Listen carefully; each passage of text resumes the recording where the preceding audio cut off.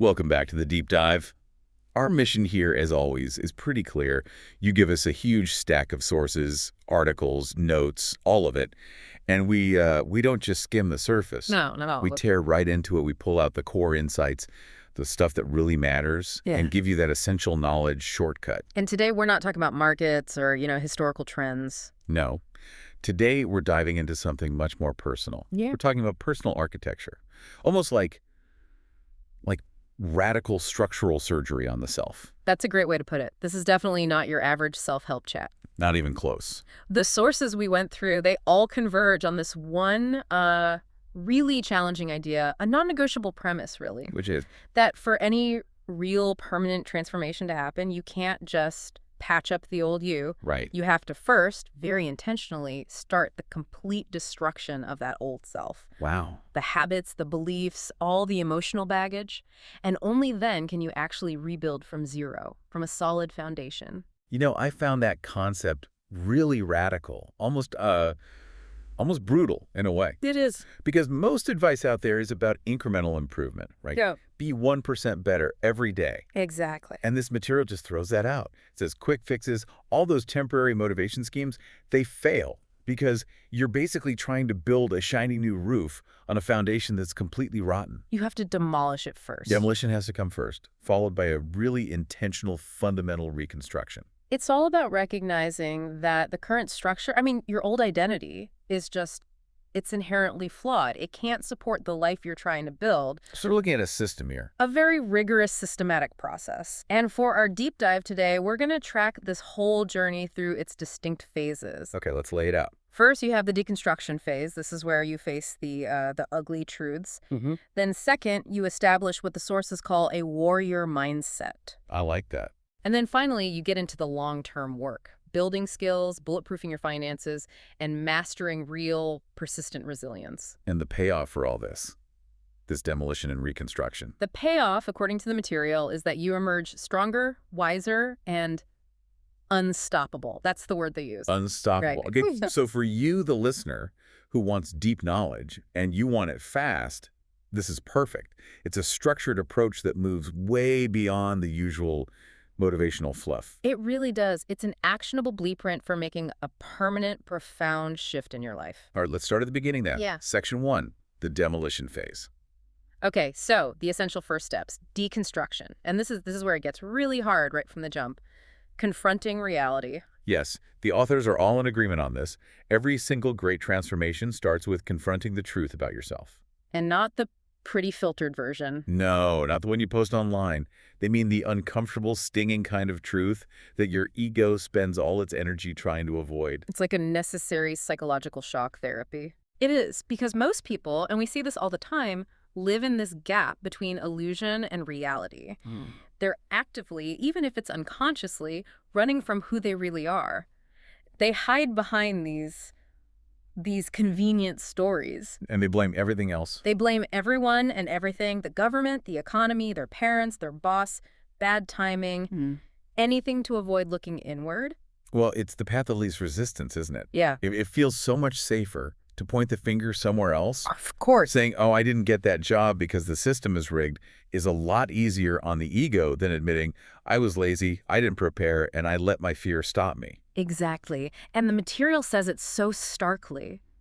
The old self thrives in denial. And that denial, that's where you give away all your power. That's precisely it. When you blame outward, you're subconsciously handing over responsibility for your life to things you can't control. You become a passenger. Just reacting to whatever happens. Just reacting. But what's so fascinating in the sources is this emphasis on the power shift that happens the instant you tell yourself the truth. Okay, break that down for me. How does admitting something painful immediately give you power? Because the moment you stop lying to yourself, the second you say, okay, this is the truth, no matter how ugly, you reclaim the only thing you actually have control over.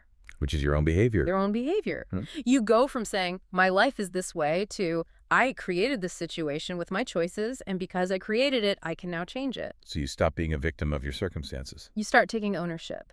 And that acceptance of responsibility, that's the first swing of the sledgehammer against the old you. So this is way more than just, feeling better. It's a structural shift in how you make decisions. It is. And the source material gives a very specific, actionable way to start this I was process. going to ask, how do you do it? You have to sit down alone in a quiet place, grab a notebook, and just write. Write down the answers to some really tough questions. And the key is you don't edit yourself. No sugarcoating. What are some of those questions? What do they suggest asking? They're designed to cut right through the usual excuses. Questions like, where have I been holding myself back just to stay comfortable? Or, who do I blame for my problems, and what one action could I take today that would make that blame totally irrelevant? That's a powerful one. But maybe the most important one is this. What lies have I been telling myself about why I can't succeed, and what is the hard evidence that proves that lie is false? I can see how the biggest challenge there is dealing with the shame that comes up. It is. If I have to admit, wow, I've wasted a decade procrastinating, that's a really heavy thing to sit with. It's a profoundly important point. And yes, the sources are very aware of that psychological weight.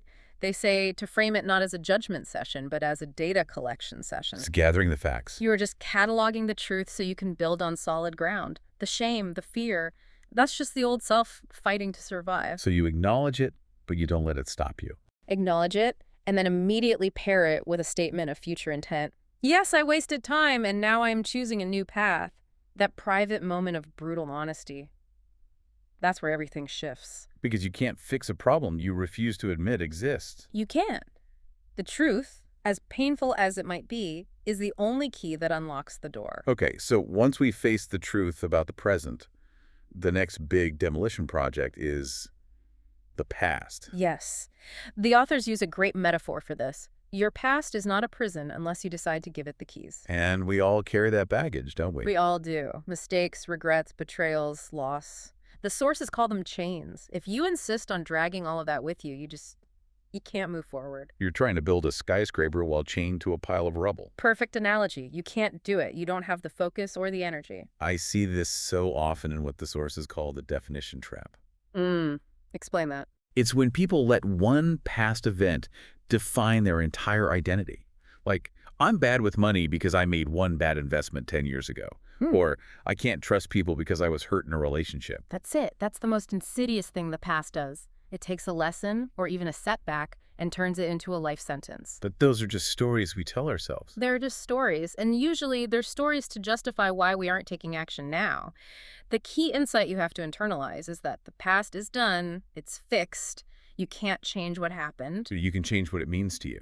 You can change the meaning you give it, and you can change the actions you take from this moment forward. That's all that matters. The driving analogy from the book was really helpful here. It's so effective. Think of your life as a car on the highway. Okay. The rearview mirror is essential, right? You need it for quick glances, to learn from what's behind you, to stay safe. Sure. But if you stare into that rearview mirror for more than a second, what happens? You crash. You crash. Your focus has to be 99% on the road ahead. The past is a reference point. It is not a place to live. But dealing with really deep pain, I mean, trauma, betrayal, shame, that's not something you can just decide to ignore. It takes work. It absolutely does. And the process for that work is what the source material calls forgiveness as self-liberation. Okay, that's a critical reframing. It is, because forgiving the past does not mean you approve of what happened. It doesn't mean you condone it or forget it. What does it mean then? It's an act of supreme self-interest. You are refusing to let that person or that event continue to have power over your emotional state today. It's a gift you give yourself. It is the gift of cutting the chain. You are saying this no longer owns me, period. So you're not doing it for them, you're doing it for you. Precisely. And the practical application is to actually name the chains. Is it resentment, guilt, anger? You have to acknowledge them to release them. And then there's the really hard part. Sometimes you have to set boundaries or even walk away from people who are tied to that past. That is often the biggest hurdle. The sources are clear.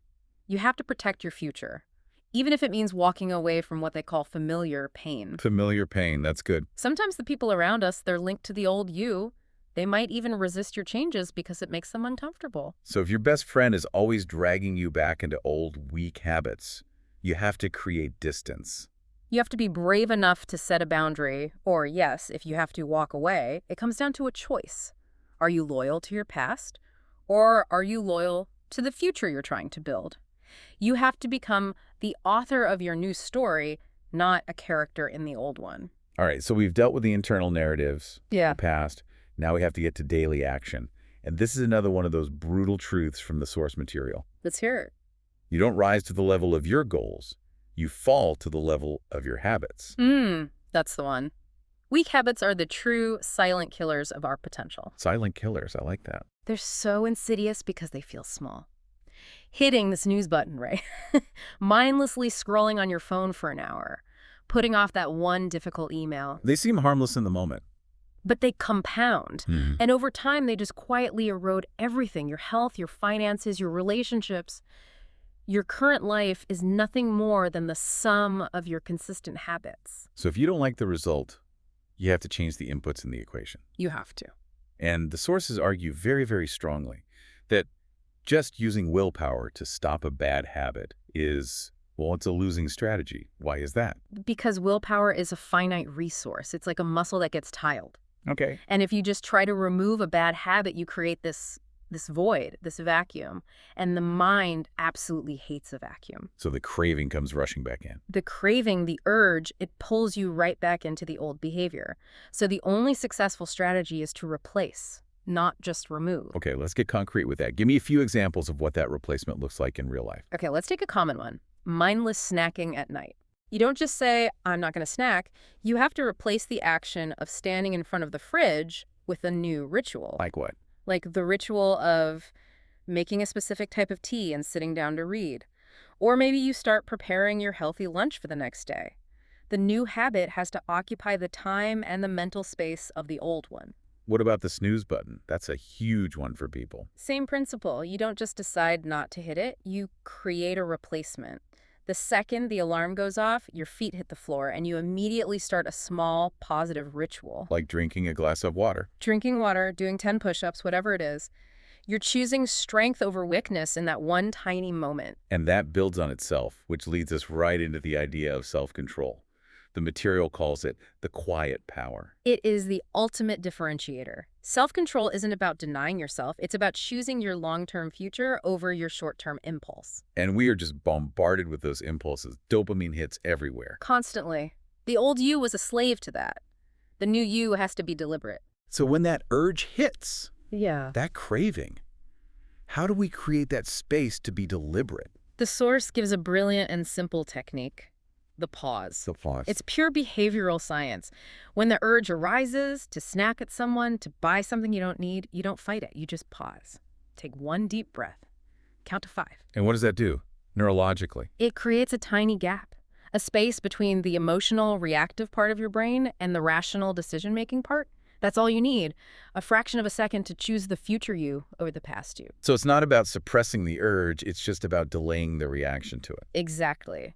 And you support this by designing your life so you don't have to rely on that exhausting white-knuckle willpower all day long. You build systems. You don't just set goals. You build systems. Nah. Your environment has to support your discipline. If you want to stop overspending online, delete the apps, unsubscribe from the emails. Make the good choice easy and the bad choice hard. You are engineering inevitability. And finally, this all applies to your emotions too. Acknowledging emotions like fear or anger, but not letting them drive the car. Right. They can be in the car, but not in the driver's seat. That's it. Emotional mastery is feeling the anger, but still choosing a calm, strategic response that serves your bigger goals. That's the final layer of defense. Okay, section 1 was all demolition, tearing down the old structure. Now we start building. And everything, I mean everything, starts with the mind. It has to. The sources are so clear on this. You need more than just a little motivation here and there. You need an inner architecture that is, and I'm quoting here, unshakable. You need to forge a warrior mindset. So what does that mean exactly? A warrior mindset. It's defined by a deep inner strength, a conviction that you absolutely will not quit, no matter what's happening externally or how tired you feel internally. So it's not motivation. No. Motivation comes and goes. It needs outside fuel. Inner strength is a discipline. It's part of your identity. It burns all the time, long after the inspiration is gone. And a huge part of this is changing your relationship with things that are difficult. A complete reversal. Warriors don't run from discomfort. They lean into it. They see it as the currency of growth. How so? They understand that the only path to getting stronger runs straight through resistance. Every single time you choose the hard thing over the easy thing. The early workout, the tough conversation. Focused work instead of distraction. Each one is a rep for your mind. You're proving to yourself over and over that you can handle it. You're raising your tolerance for stress. The text calls this mental armor. How do we actually build that armor day to day? It's intentional training. It's disciplined input. Reading challenging books that make you think. Right. Surrounding yourself with people who pull you up, not drag you down. And practicing core disciplines like gratitude, which is an antidote to scarcity, and just basic self-discipline in small daily tasks. So the small wins build the big armor. They are the daily weights that build mental muscle. So when the big challenges come, you're ready. But the internal dialogue, that little voice in your head, that can be the biggest enemy to this whole mindset. Mastering self-talk is absolutely mission critical. You have to become a ruthless editor of your own thoughts. How does that work in practice? When that classic thought pops up, I can't do this, you have to intercept it, and you immediately replace it. Not with a lie, but with an affirmation of your capability. So instead of I can't do this, you say, I can handle this, or I have faced harder things than this before. And even if it feels fake at first, the sources promise that with practice, that strength becomes your default setting. You are literally rewiring your brain. And the final piece of this mindset, which brings us back to control. It's the dichotomy of control. A warrior refuses to waste one single drop of energy on things they cannot influence. The weather, other people's opinions, the market. All of it. They focus relentlessly and exclusively on what is in their power, their actions, their attitude, and their response. And by doing that, they become incredibly effective. They go from feeling like a victim of circumstance to being the architect of their own reality.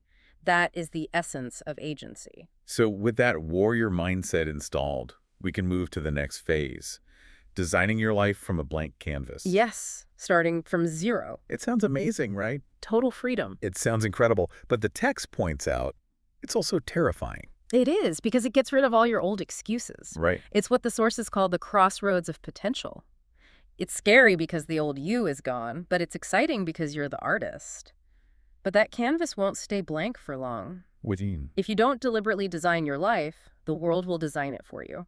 And it will fill it with clutter, with obligations, with distractions that pull you away from your goals. So you have to be intentional, Yeah. proactive. You have to be an intentional designer. Where does that design process even begin? It feels like it could be overwhelming. You start with the end in mind. The source says you have to do a really detailed, vivid visualization. Picture the absolute best version of yourself 5 years from now. And not just what job you have. No, much deeper. Who are you when you wake up? Where do you live? How do you spend your time? And most importantly, how do you feel? That vision becomes your North Star. And then you translate that vision into core values. Exactly. The vision gets translated into a set of non-negotiable values: freedom, health, growth, integrity, whatever they are for you. And these values act as a filter. They become your decision-making shortcut. If an opportunity, a job, a relationship, anything doesn't align with those core values, the answer is an immediate and firm no. Which leads right into this concept the authors called ruthless inclusion. Yes, this is where you have to make the hard cuts. That sounds tough. It's about getting rid of the clutter. We all accumulate so much stuff, physical things, digital subscriptions, emotional baggage that doesn't actually serve us. So you have to be ruthless. You have to ask one question about everything in your life, especially the things you just sort of fell into. If I were starting from scratch today, would I intentionally choose this? And that applies to your job, your relationships. Everything. The job that's comfortable but killing your soul. The friends who only complain and keep you stuck in the past. The endless social media feeds that just generate anxiety. You're creating a high-signal, low-noise environment. You're creating an environment that supports the new you, and that means zero tolerance for things that pull you backward. And that includes your physical environment, too. Absolutely. Your environment is not passive. It actively shapes you. You need a clean, organized space, a space that reminds you of your vision. A chaotic room leads to a chaotic mind. You're building a sanctuary for your new self. Okay, the mindset is the engine, the design is the map. But the routine is the operating system. That's what the material calls it. And it's the perfect metaphor. It runs in the background and keeps everything moving forward, especially when motivation disappears. This is where it becomes real. This is where the rubber meets the road. Motivation is fickle. We all have days where we don't have the energy or the focus. A simple, unshakable routine is what carries you through those days. It's like autopilot. It removes the need to make decisions about the important stuff every single day. Let's talk about the morning ritual. The sources say it sets the tone for the entire day. It's critical. If you start your day reactive, grabbing your phone, checking email, responding to other people's demands, you've already lost. You've given away control. You forfeited control of your day. The advice is to start with radical intention. What does that look like? It means a set wake-up time. No negotiating, immediately hydrating your body, moving, even for just a few minutes. Getting the blood flowing. And, crucially, setting your top 1 or 2 priorities for the day before the world's noise gets in. And what about evening rituals? I feel like those get overlooked. They are just as important because a good evening ritual prepares you for success the next day. House.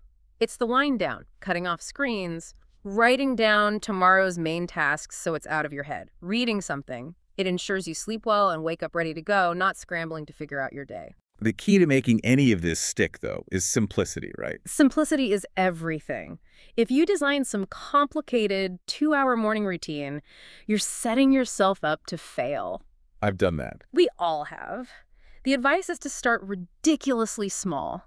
Master 2 or 3 core habits, like waking up at 5 and reading 1 page. Make it automatic. Then, and only then, do you add something else. You're laying a solid foundation of consistency. Exactly, brick by brick. And every time you follow through, even on something tiny, you're doing something else, aren't you? You're reinforcing a new identity. That is the ultimate goal. Every act of discipline sends a message to your subconscious. I am the kind of person who is disciplined. I am someone who follows through. You're not trying to be that person anymore. You are that person. The actions change your identity, and then your new identity fuels even stronger actions. It's a powerful upward spiral. Okay, we've built the internal structure, the mindset, the design, the operating system. Now, we have to talk about how you apply that to the external world. How you generate value. And the source material is very clear. Value is the new currency. The world pays for value, not just for your time. This is such a critical point. If freedom is the goal, you cannot be easily replaceable. Right. When you develop rare, valuable skills, the whole power dynamic shifts. You stop chasing opportunities. Opportunities start chasing you. And it's not about working harder, necessarily. Not at all. It's about working on the right things. The person who earns 10 times more isn't necessarily working 10 times the hours. Their skills are just more specialized and solve a more expensive problem. So for someone starting from zero, how do they figure out what skills to build? The authors suggest finding the intersection of 3 things. Okay. First, your natural strengths and passions. What gives you energy? Second, what are you actually good at? And third, what does the market need? And, what is it willing to pay for? So passion, proficiency, and profitability. That's the sweet spot. That's where you can create massive value without burning out. And the biggest trap that people fall into here is dabbling. Oh, absolutely. The source is so strong on this. Do not be a jack of all trades. Dabbling makes you mediocre and replaceable. So the goal is to go deep. The mandate is to become exceptional at 1 or 2 key skills. Depth is what creates leverage. It's what makes you the go-to person. And that's where the real security and compensation is. But becoming exceptional at something complex, coding, leadership, sales, that's a long, frustrating process. It is, and that's why you have to embrace what's called deliberate practice. Which is? It's not just mindless repetition. It's focused, intentional practice with constant feedback. And it's about pushing through the frustration. The moment you feel like quitting is often right before a breakthrough. And we should be clear that skills means more than just technical stuff. That's a critical distinction. Hard skills get you in the door, but soft skills, communication, emotional intelligence, leadership, that's what determines your ceiling. So you need both. The most successful people combine deep technical expertise with the ability to lead and connect with other humans. And the ultimate mindset shift here is from taking to giving. Stop asking, what can I get? And start asking, what value can I give? The more problems you solve for others, the more opportunities and rewards just naturally flow back to you. Which leads perfectly into creating a financial foundation. Because all the personal growth in the world is hard to sustain if you're constantly stressed about money. It's almost impossible. The sources say financial stress keeps you locked in survival mode. Right. And you can't think about deep, long-term growth when you're worried about next month's rent. Money isn't the goal, but it is a tool. It buys you time, choices, and peace of mind. And the core truth here is that it's not just about how much you earn. It's about your behavior. Absolutely. The problem is almost always a behavior problem, not an income problem. We've all seen people with high incomes who are still broke. The change has to start with discipline and strategy. So let's walk through the first steps. It starts with awareness. Awareness is mandatory. You have to track every single dollar, where it comes from and where it goes. It's a brutally honest audit. To see where the leaks are. Exactly. The subscriptions you forgot about, the impulse buys. Most people are afraid to look, but you can't control what you don't measure. So once you have awareness, you build a buffer. Yes, you build security with an emergency fund, even a small one, just enough to cover an unexpected car repair or medical bill. Why is that so important? Because it's a psychological buffer. It means when a crisis hits, you respond with a plan, not with panic. It stops one bad event from sending you into a debt spiral. And speaking of debt, that's the next enemy to attack. High-interest debt credit cards, personal loans, it is the ultimate chain holding you back. Every dollar you pay in interest is a dollar stolen from your own future. So you have to be aggressive. A focused assault. Paying off that debt isn't just a financial move, it's an act of reclaiming your freedom. And for the long game, it's about living below your means and increasing your income. Two sides of the same coin. You have to spend intentionally on things that align with your values. And at the same time, you leverage those valuable skills we talked about to increase your earning power. And finally, the key to building real wealth over time. You have to play the long game. Yeah. And that means investing. Saving money isn't enough. Inflation will eat it away. You have to put your money to work. And it doesn't have to be complicated. No, simple, proven strategies like low-cost index funds. The key is to start early and be consistent. Think of it like planting seeds. It takes patience and discipline, but the growth over time is staggering. So we've built internal and external security, but the process isn't always going to be smooth sailing. Pain is inevitable. It is. The material is very frank about this. You will face setbacks. You will fail. You will experience loss. And how we respond to that pain is the real test. It's the ultimate test of the new you. The old self runs from pain, tries to numb it with distractions. Right. But running from pain just gives it more power. It festers. The rebuilt self has to face it head on and say, I will use you to become stronger. The blacksmith analogy from the book was perfect for this. It's a great visual. Raw metal is soft and useless. The blacksmith puts it through intense fire, that's the pain, and hammers it violently. And it comes out a sword. It comes out forged into something strong, sharp, and useful. The fire that burns you can also be the fire that forges you. So how do we make that shift? From feeling like a victim to actually using the pain? It's about reframing the questions you ask yourself. The natural human tendency is to ask, why me? Why is this happening to me? Right. The warrior mindset intercepts that question and replaces it with, what is this trying to teach me? What lesson is in this failure? So you search for the purpose in the pain. You make the pain purposeful instead of pointless. And that purpose has to lead to action, or else it just turns into bitterness. That's the crucial choice. Pain without action always turns into resentment and a victim story. You have to use the energy from that pain as fuel. So if you're betrayed, you build stronger boundaries. If you fail in business, you use it to study harder and come back smarter. Action puts the control back in your hands. And the sources also touch on the power of sharing your story of that struggle. Yes, sharing your story transforms the pain from a private burden into a public bridge. It connects you to other people. You realize the pain didn't just break you, it made you wiser and more empathetic.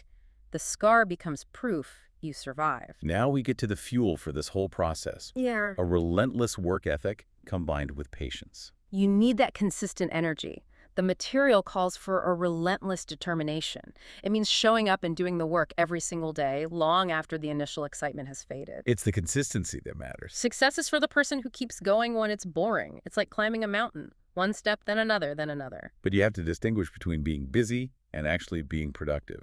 That is a critical failure point for so many people. Motion is not progress. Answering emails all day is motion. Writing the first chapter of your book is progress. So you have to be ruthless with your priorities. You have to create non-negotiables, daily actions you commit to no matter how you feel. Write 500 words, make 10 sales calls, train for an hour. Doing those things when you don't feel like it is what builds real mental toughness. And resilience is key. Because you know you're going to hit roadblocks. Resilience is seeing failure as data, not as a verdict. The question is always, what did I learn and how do I move forward? The path to mastery is just a series of corrected mistakes. And the final piece, the one that's maybe hardest in our world today, It's patience. Patience is so misunderstood. It is not passive waiting. It is an active state. It's how you behave while you wait for your efforts to pay off. I love the analogy of planting a seed and then digging it up every day to see if it's growing. That's impatience. So many people quit in that valley of despair, that time when you're putting in all the effort but the results aren't visible yet. So you have to adopt long-term thinking. You have to play the long game. Before any big decision, ask, how will this affect me in 5 or 10 years? Choose the hard thing today that buys you freedom tomorrow. The time is going to pass anyway. You might as well spend it building something that lasts. Okay, so now we've reached a place of success, or at least significant progress. But the material has a really stark warning here. It does. Success can be just as dangerous as failure. In some ways, it's more dangerous. The higher you climb, the more treacherous the internal landscape becomes. Why is that? What are the dangers? 2 main things: complacency and ego. Success can make you feel safe, so you start neglecting the very habits that got you there in the first place. You stop doing the hard thing. And worse, it can inflate your ego. You become arrogant, you stop listening, you think you know it all. Your identity gets tangled up with your achievements, which makes you incredibly fragile. The book used a great analogy for this, about the tree. The tree analogy. It's essential. The taller the tree grows, that's your success. The deeper its roots have to be. The roots being your values, your humility. Your principles, yes. Because without deep roots, the first big storm will knock you right over. So what are the practical things you do to keep those roots deep, to keep the ego in check? A few non-negotiable disciplines. First, daily gratitude. It's the antidote to entitlement. It keeps your perspective clear. And second, You have to consciously separate your identity from your achievements. Your worth as a person is not your job title. It's not the number in your bank account. Those things can disappear. Your core worth can't. and accountability becomes even more important. Crucially, you must keep a small circle of people who knew you before you were successful. People who care about your character, not your status. They're the ones who will call you out and keep you honest. And what's the ultimate antidote to ego? Service. Use your success to lift other people up. Mentor someone. Share your lessons, especially your failures. When you're focused on giving back, it's almost impossible for pride to take over. You have to stay a lifelong student. Which brings us to the final and maybe most important lesson from all of this. Rebuilding isn't a one-time project. It is a lifelong process. It's a perpetual process. Okay. The sources warn that the moment you think you're done, you start sliding backward. Growth is never static. Never. You're either building or you're decaying. There's no middle ground. And the single greatest danger to the new you is complacency. Comfort. Comfort is the enemy. Once you achieve some success, the fire that drove you can start to fade. And in that comfort, the old you is just waiting in the shadows, ready to creep back in. So you need constant maintenance. The house maintenance analogy is perfect here. The best-built house in the world still needs upkeep. You have to patch small cracks before they become huge structural problems. So regular check-ins with yourself. Exactly. Monthly or quarterly pauses for reflection. Are my systems still working? Am I still aligned with my values? Where am I getting lazy? And the key to avoiding that complacency is to always have a new target. Always. You have to set a new vision once you achieve the old one. Humans need progress. We need a challenge. Without it, we stagnate. And what if life forces a complete restart, a layoff, a relationship ending? The material reframes that from a catastrophe into what it calls the privilege of rebuilding. A privilege. Yes, because even if your external world is demolished, you are not the same person who started the first time. You keep all the skills, all the lessons, all the mental toughness you've built. You start again, but you don't start from scratch. You start from experience. You have the blueprint now. You might have to build a new house, but this time you're an expert architect. That's a powerful way to look at it. It is. So you embrace the challenge. The final message is crystal clear. The moment you stop rebuilding is the moment you start to fall. And that brings us to the end of this deep dive. Destroying the old you, rebuilding from zero.